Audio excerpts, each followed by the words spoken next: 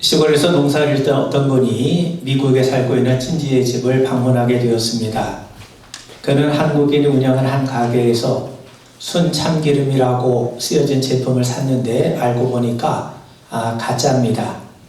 자신이 직접 짜서 먹던 진짜 참기름의 맛이 아니었던 것이죠. 그래서 그는 자신이 직접 참기름을 짜서 이곳에 와서 장사를 하면 엄청나게 많은 돈을 벌 수 있겠구나 하는 포부를 가지고 한국에 돌아가서 진짜 참기름을 짜갖고 미국으로 오게 되었습니다. 가게에서 팔 수가 없어서 친지들 도움으로 주변 사람들에게 팔았는데 그 참기름의 이름을 진짜 순참기름이라고 불렀습니다. 그런데 엄청나게 팔릴 줄 알았던 참기름이 팔리지 않는 겁니다. 알고 보니까 이를 먹어본 사람들이 한결같이 가짜라고 우기는 거예요. 그런 문제는 자기가 가져온 이 참기름이 진짜 참기름임을 증명한 길이 없다는 거죠. 왜냐하면 그곳 사람들은 이미 가짜 참기름의 입맛이 길들여져 있었기 때문이라는 겁니다. 가짜가 진짜를 이긴 거죠. 여러분, 요즘 우리 시대가 그러합니다. 우리 주변에 가짜가 너무 많습니다. 모방 기술도 이제는 첨단을 걷게 되면서 진짜와 가짜를 구별하기 어렵게 되었습니다. 짝퉁 가방은 물론 이러니와 지폐까지 아주 정교하게 모방하는 시대이기 때문에 이제 전문가가 아니면 구분하기가 쉽지 않은 시대입니다. 그래서 그런지 요즘은 인터넷에서 아예 대놓고 짝퉁만을 판매하는 업체도 생겨났습니다. 여러분, 그 텔레비전 그 방송 프로에 히든싱어라고 하는 거 아시죠? 원조 가수들과 모창 가수들이 서로 그 가수의 노래를 가지고 실력을 겨룹니다. 그런데 원조 가수보다 모창 가수들이 훨씬 잘 부르는 경우가 많이 있어요.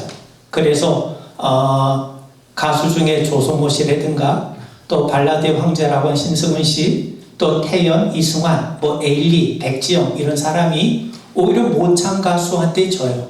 모창 가수가 그들보다 더 실감나게 노래를 잘 부르게 되었다는 겁니다. 여러분, 그렇게 본다면 여러분, 진짜보다 가짜가 더 사람들에게 설득력이 있는 그런 시대를 우리가 살아가고 있다는 거죠. 그런데 문제는 이러한 일이 영적인 세계에서도 있을 수 있다는 겁니다. 가짜 믿음이 있고 가짜 그리스도인이 있을 수 있다는 거죠. 경건의 모양은 있지만 경건의 능력이 없는 자들이 있을 수 있다는 겁니다. 예수님께서 이미 말씀하셨듯이 주님의 이름으로 선지자 노릇도 하고 귀신도 쫓아내고 많은 권능을 행했지만 결국 가짜로 밝혀져서 주님으로부터 버림받은 자들이 있을 수 있다는 겁니다. 여러분, 알곡과 가라지의 겉모습이 다르지 않습니다. 기름을 준비한 등과 기름을 준비하지 못한 등이 겉모습이 다르지 않습니다. 예수님을 따랐던 이 제자들과 무리들의 겉모습이 다르지 않습니다.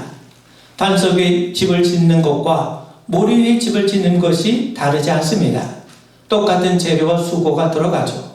그런데 바람이 불고 창수가 나면 어떤 집은 견고하게 서 있는 반면 어떤 집은 무너져 내립니다. 가짜라는 것이죠. 사랑하는 성도 여러분, 왜 기독교의 이단이 많은 줄 아십니까? 기독교가 진짜이기 때문입니다. 귀한 것일수록 그것을 모방하는 것이 많아지게 마련이죠.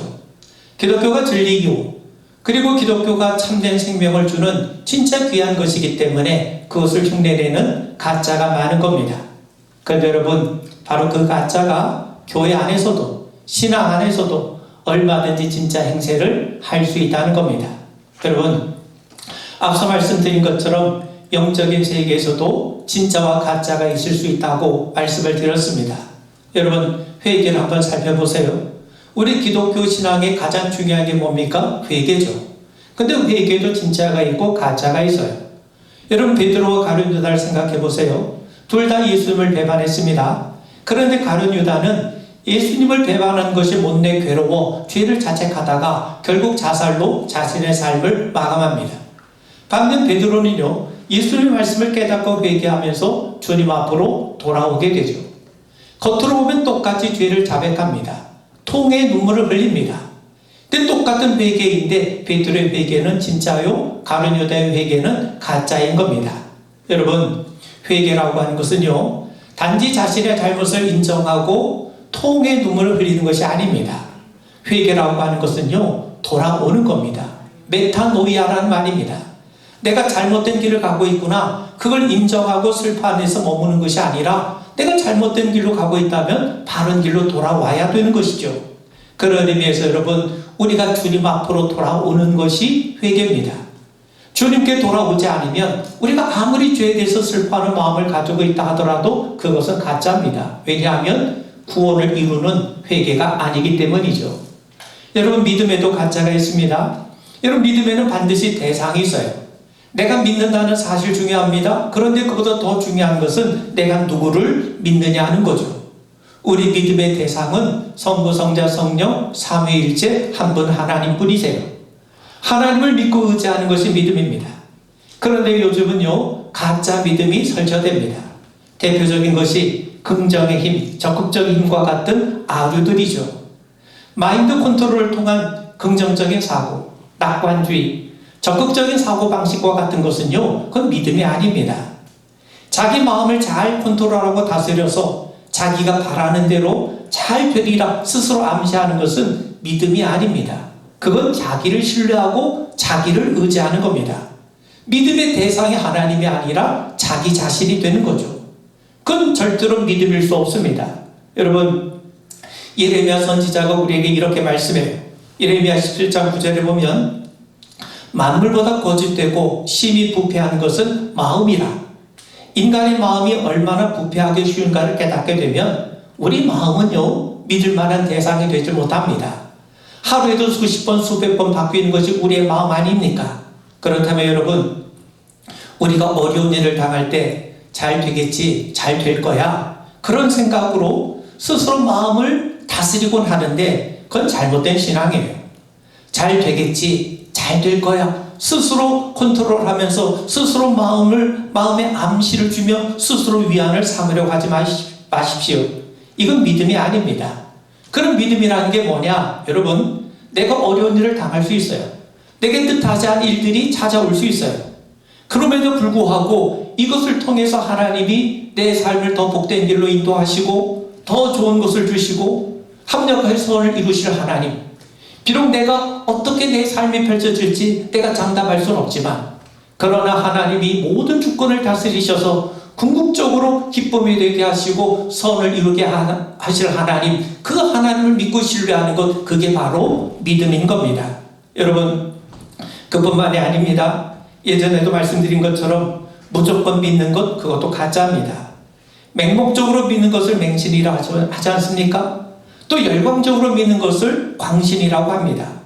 맹신과 광신은 절대로 성경이 우리에게 말씀하는 믿음의 모습이 아니에요.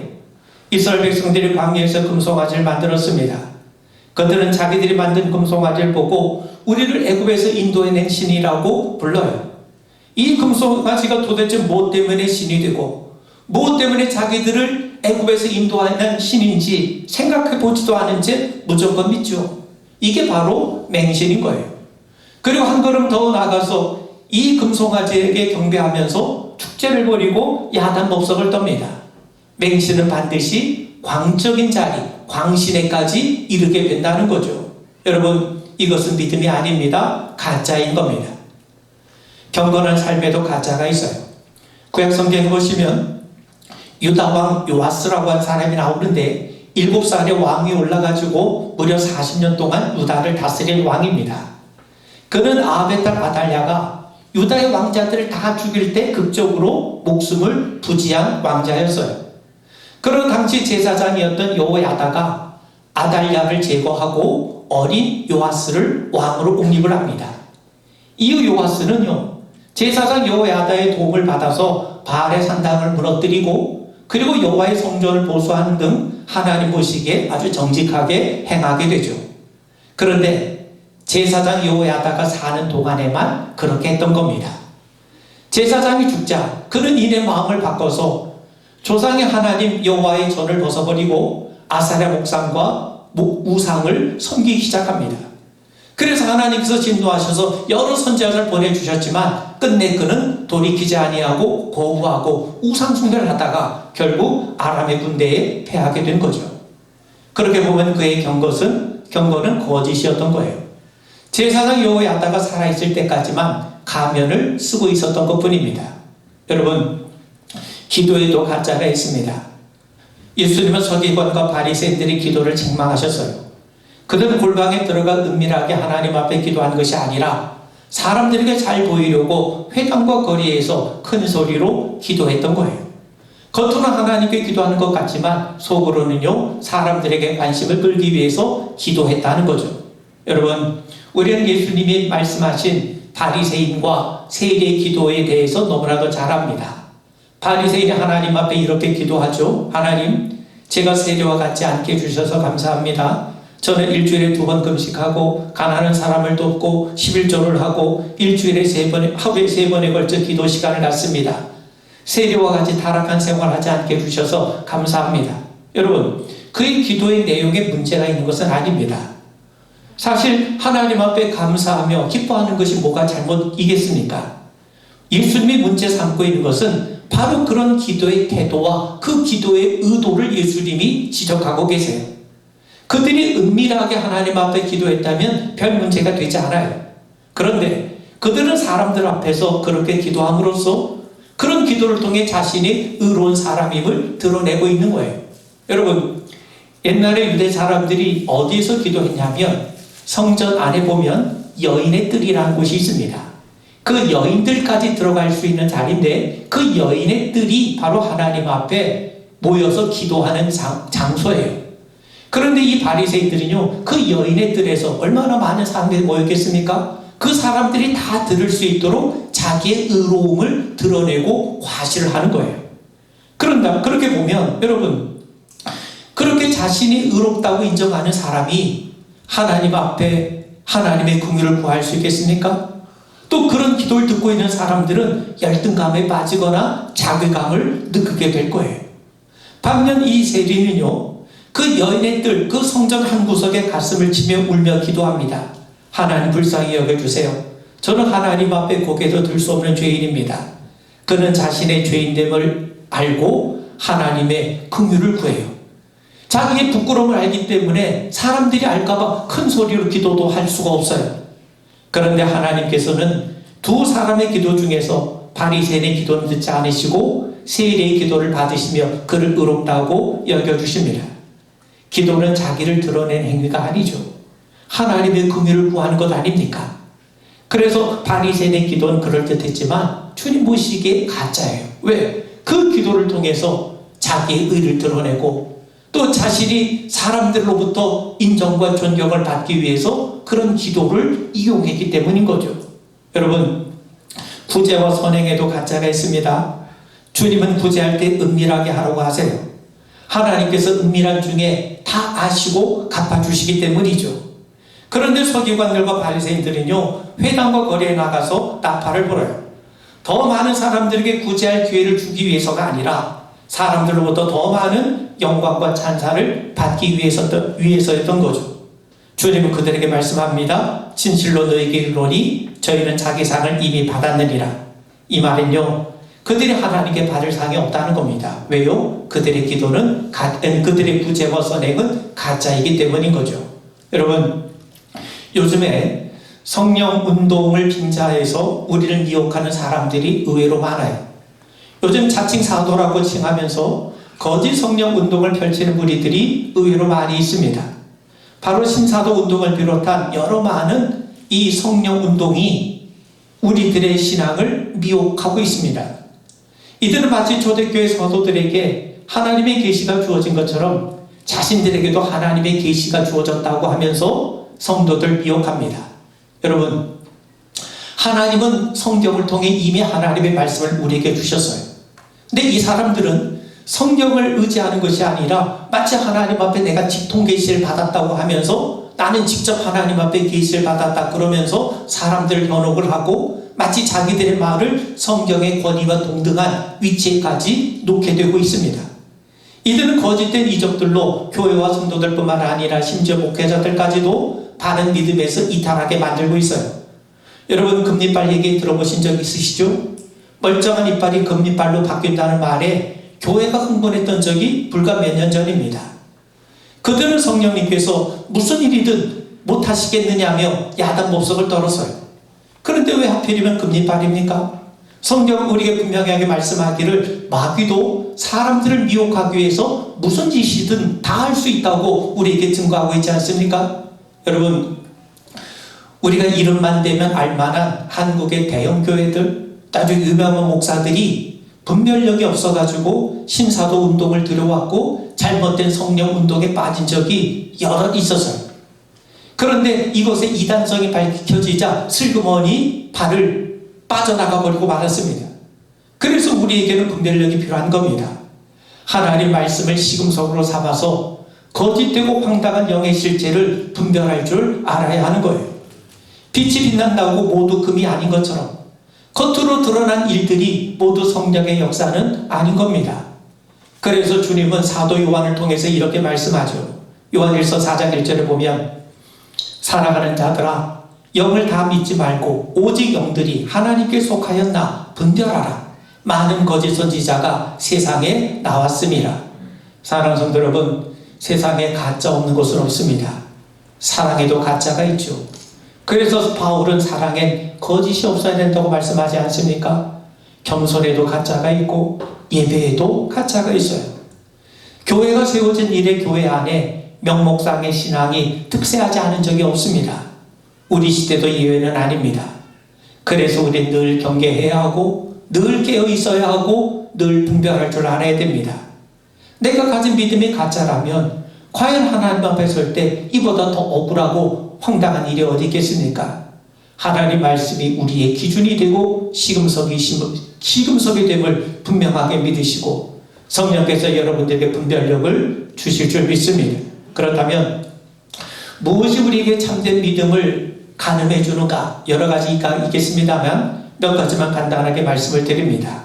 여러분, 오늘날 많은 사람들이 기독교를 다른 종교와 동일시하려고 합니다. 우리는 예수님을 믿는 사람 아닙니까? 교회는 예수님이 우리 그리스도가 되시고 하나님의 아들이시고 주님이 되심을 믿고 고백한 성도들이 한 자리에 모인 자리가 바로 교회입니다. 예수님을 여러 종교의 교주 중 한 사람으로 여기는 것이 아닙니다. 만약 그렇게 주장한다면 그것은 모조품을 진짜와 동일시하는 것과 같은 어리석은 짓이에요. 서가모니는 자기는 죄를 용서할 능력이 없다고 했어요. 공자도 죄를 지으면 하늘에도 빌지 못한다고 했습니다. 서가모니도 공자도 세상의 어느 누구도 죄 용서함을 받는 길, 진정한 영생과 구원의 길을 말하지 못했어요. 그런데 예수님은 용서와 구원의 길을 말씀하셨을 뿐만 아니라 친히 용서해 주셨고 친히 구원의 길을 열어주셨습니다. 그분이 우리의 대속제물이 되셔서 용서와 구원을 이루어 주신 것이죠. 여러분, 여러분에게 예수님은 과연 누구십니까? 예수님을 그린 초상화가 셀 수 없는 것처럼 예수님처럼 수많은 사람들의 연구와 또 비판과 편견과 헌신의 대상이 되었던 분도 없습니다.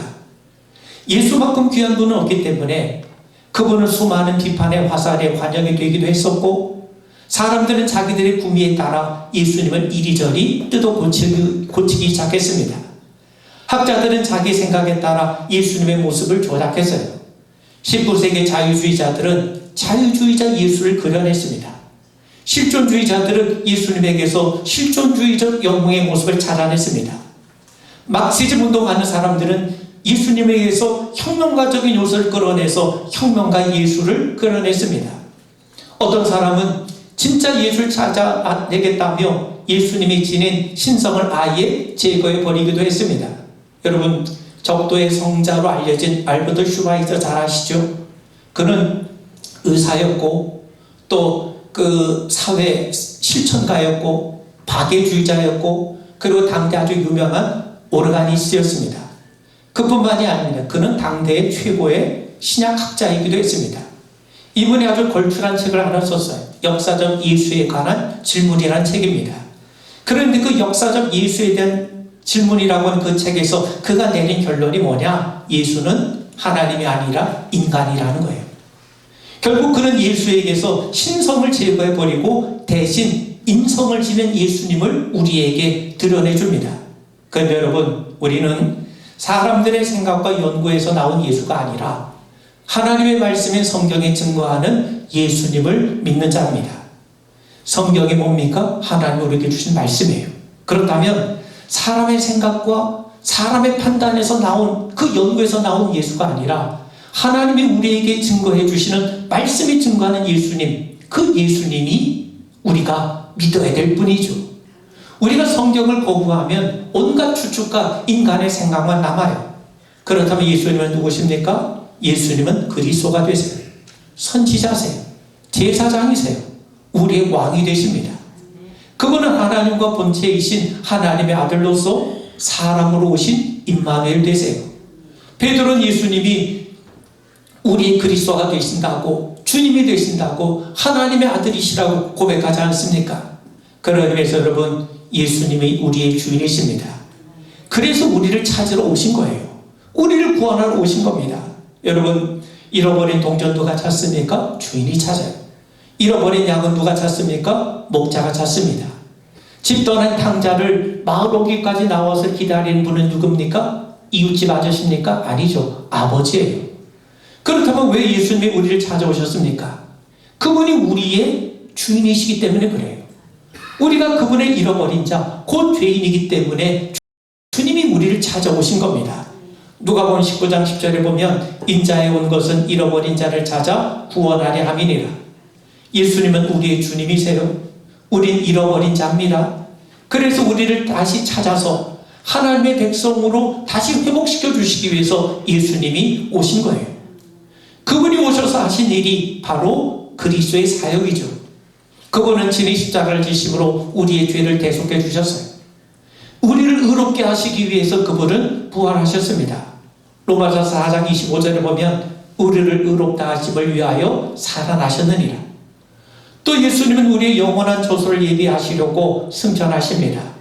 요한복음 14장 2절에 보면 내가 너희를 위하여 처소를 예비하러 가노니. 그리고 예수님은 우리를 그곳으로 데려가시기 위해서 재림하실 겁니다. 사도행전 1장 11절에 보면 하늘로 올리우신 이 예수는 하늘로 가심을 본 그대로 오시리라 말씀합니다. 성도 여러분, 그런 의미에서 여러분, 예수님을 진정한 주님으로 믿지 않으면 가짜입니다. 예수님이 구원자가 되시고 하나님과 우리 사이 유일한 중보자가 되심을 우리가 믿지 않는다면 우리의 믿음은 가짜인 거죠.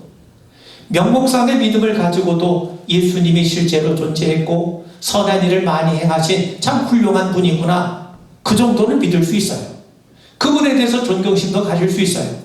만약 그렇게 믿는다면 우리의 믿음은 가짜인 겁니다. 진짜 믿음을 가진 사람은요, 예수님을 자신의 주님으로, 그리스도로, 하나님과 우리 사이의 유일한 중보자로 믿고 기뻐합니다. 그분 아니고는 우리에게 아무런 소망이 없음을 깨닫고 그분을 신뢰하며 사랑하며 즐거워합니다. 두 번째는요, 여러분은 자신의 죄에 대해서 어떻게 느끼고 대하는지 진지하게 살펴보십시오. 진짜 믿음은 죄의 사악함과 혐오스러움에 대해서 깊이 절감합니다. 죄라고 하는 것이 그저 실수나 흠 정도로 보지 않습니다. 여러분, 이를 위해서는 성령의 도움이 필요합니다. 자신의 죄를 보지 못하면 절대로 회개가 나올 수 없기 때문이죠. 마귀는 언제나 우리의 눈을 가려요. 자신의 영혼의 상태가 얼마나 추한지 볼 수 없게 만듭니다. 세상의 일에 눈을 밝게 만들지만 정작 자신의 영혼의 상태에 대해서는 눈을 감게 만듭니다. 그 결과 하나님을 무시하고 하나님을 떠나게 만들죠. 그래서 성령님께 간구해야 됩니다. 여러분, 성령께서 우리 눈을 뜨게 해주셔야 우리는 어둠에서 빛으로 나갈 수 있고 우리는 사단에게서 하나님께로 나아갈 수 있는 거예요. 그런 의미에서 여러분, 참된 믿음은요, 먼저 자신의 모습을 보게 합니다.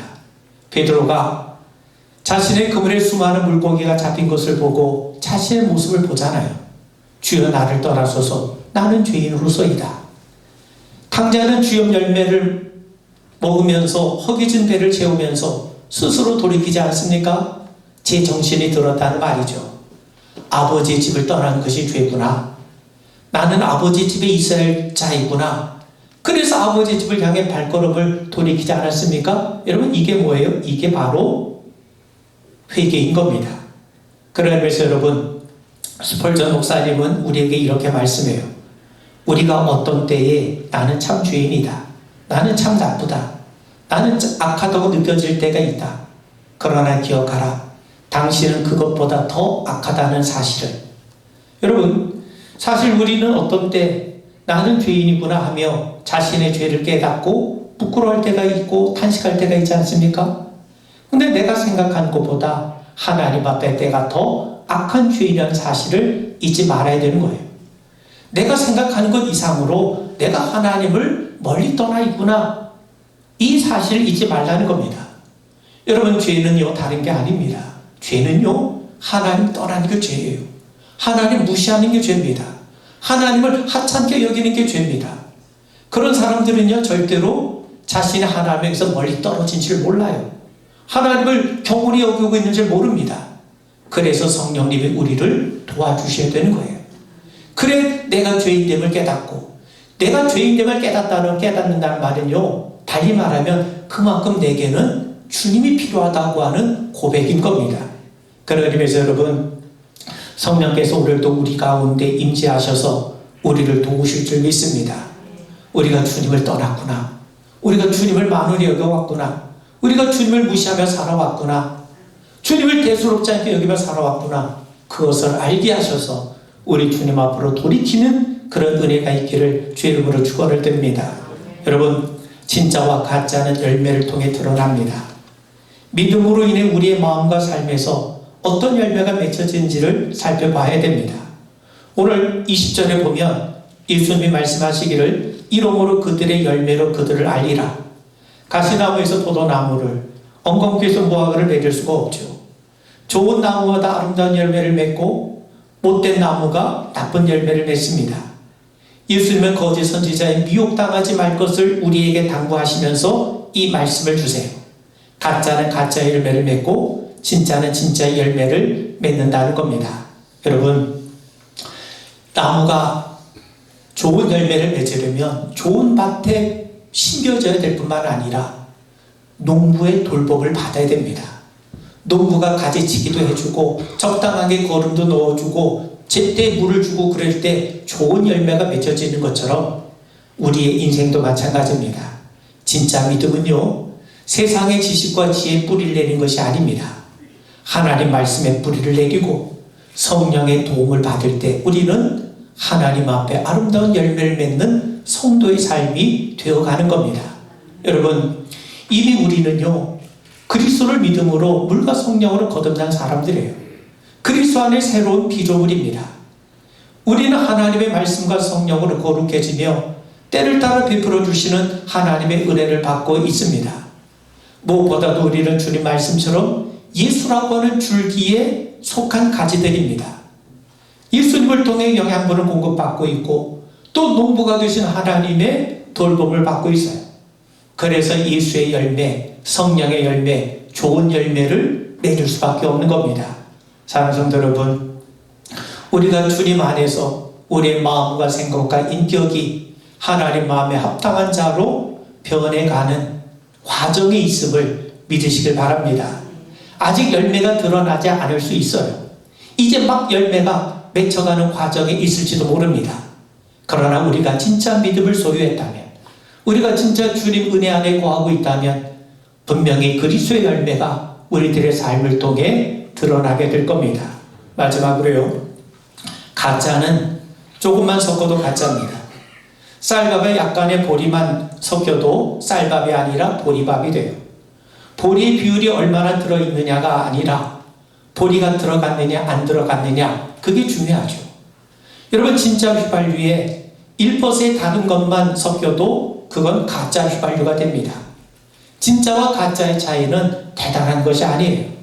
식품에 약간의 곰팡이가 피거나 약간의 나쁜 물질이 들어가도 불량식품이 되는 것 아닙니까? 진짜에 조금만 다른 것이 섞여도 가짜가 됩니다. 예수님의 제자들 가운데에도 진짜와 가짜가 있지 않았습니까? 우리 주님이 다시 재림하실 때까지 알곡과 가라지는 함께 자랄 겁니다. 마지막 때가 돼서 비로소 악인은 의인의 회중에 들어오지 못하게 될 겁니다. 사랑하는 성도 여러분, 우리는 그리스도 안에 있는 사람입니다. 그리스도 안에 있다는 것은 성령께서 우리 가운데 임재해 계시다는 말이요, 성령께서 우리를 도우신다는 말입니다. 우리 신앙생활도 우리의 믿음, 우리의 능력과 의지로 하는 것 같지만 성령께서 도우실 때 가능한 거예요.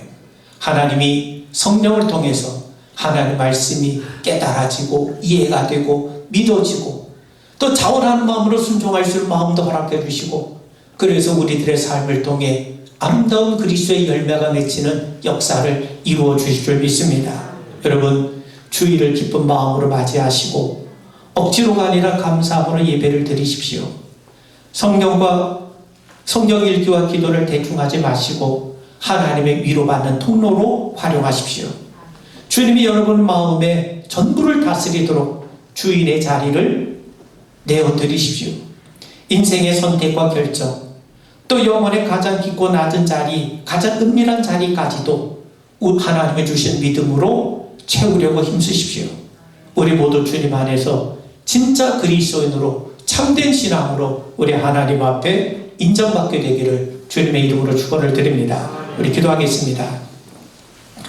하나님 아버지, 진짜와 모조품을 제대로 분별하기 어려운 이러한 때에 성령께서 늘 저희들과 함께 하셔서 분별력을 갖게 하시고 말씀을 기준으로 삼아 우리가 참된 신앙을 날마다 주 안에서 회복해 나가는 성도 되게 하옵소서. 성령님의 늘 도우심을 믿습니다. 예수님 이름 받들어 간절히 기도하옵나이다. 아멘.